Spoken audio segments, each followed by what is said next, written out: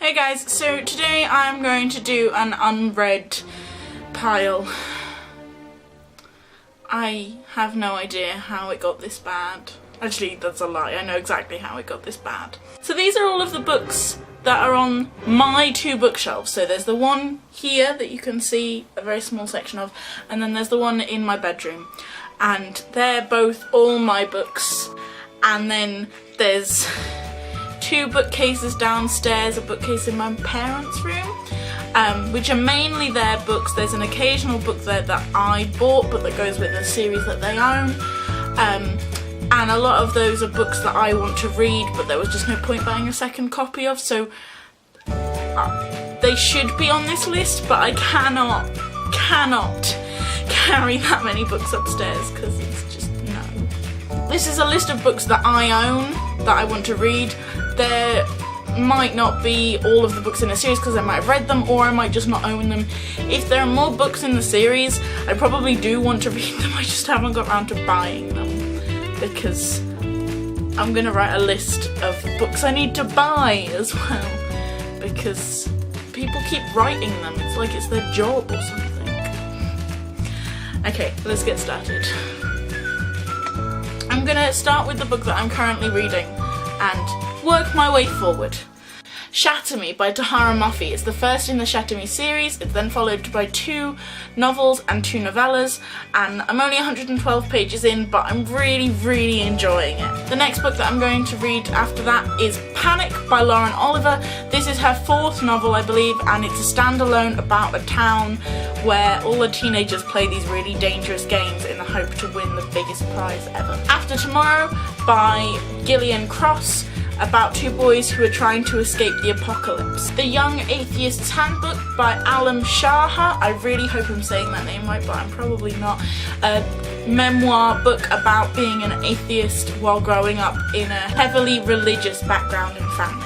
Among Others by Jo Walton, a book about a girl whose mother is doing witchcraft, and the entire book takes place after all of the action has happened when she's retreated into her literary world of books. The Accidental Life of Jessie Jefferson by Paige Toon, about a girl who discovers that her father is a rock god. The Sound by Sarah Alderson, about a girl who gets tangled up with the local bad boy and a serial killer.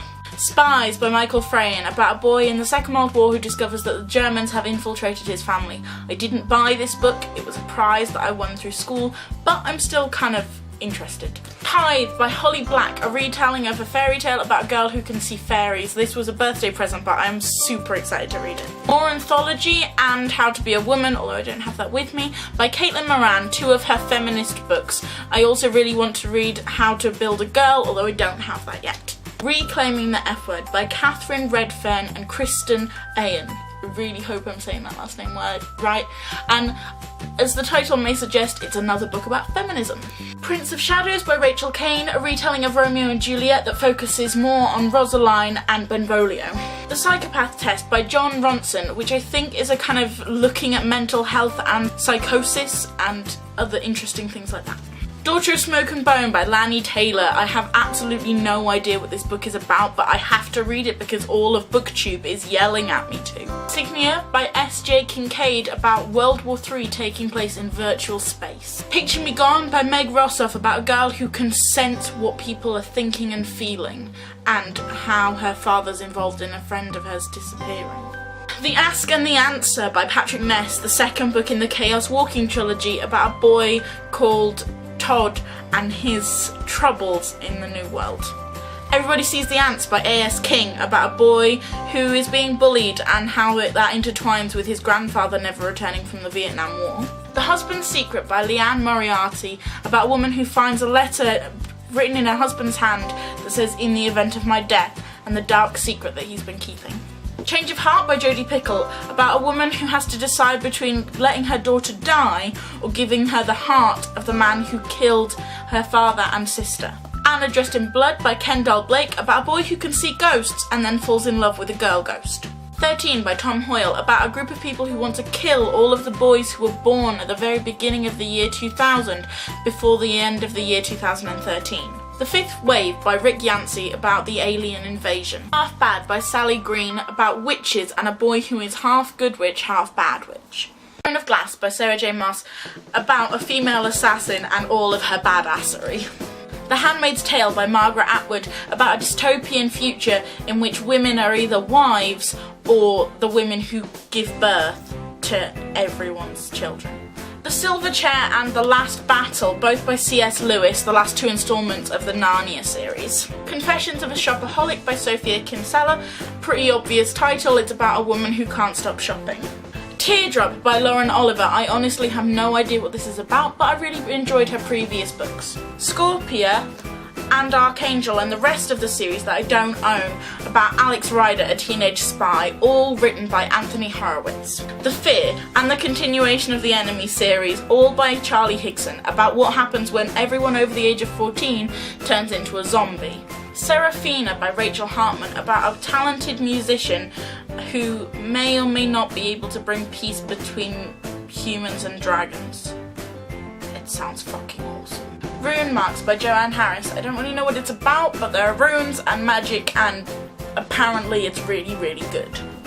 A companion story from Buffy and the Vampire Slayer called The Last Slayer, written by Christopher Golden. I have no idea what it's about, but it's more Buffy. A Discovery of Witches by Deborah Harkin. Again, I know very little, but it's supposed to be absolutely amazing, and the last book just came out, so I'm really hoping to get to this soon. Let It Snow by John Green, Maureen Johnson and Laura Micel, I think. Myricel. It's a book about romances taking place during the winter and Christmas. I, Coriander by Sally Gardner. I don't know very much about this, but what it says on the back is that it's the story of a girl who was locked up in a chest and left to die. The Graveyard Book by Neil Gaiman. I love Neil Gaiman and this book has been sitting on my shelf for ages, I just haven't gotten around to it, I'm so sorry. Vortex by Julie Cross, because apparently I cannot even push through one trilogy despite the fact that my best friend is killing me every time I tell her I still haven't read this book yet. It's about a boy who can travel through time, and the first book was amazing and I'm kicking myself every time I see this on my shelf because I need to read it, and the third one, so bad. Hush Hush by Becca Fitzpatrick. I am so behind on this bandwagon, like so far behind. It's about angels and that's pretty much all I know.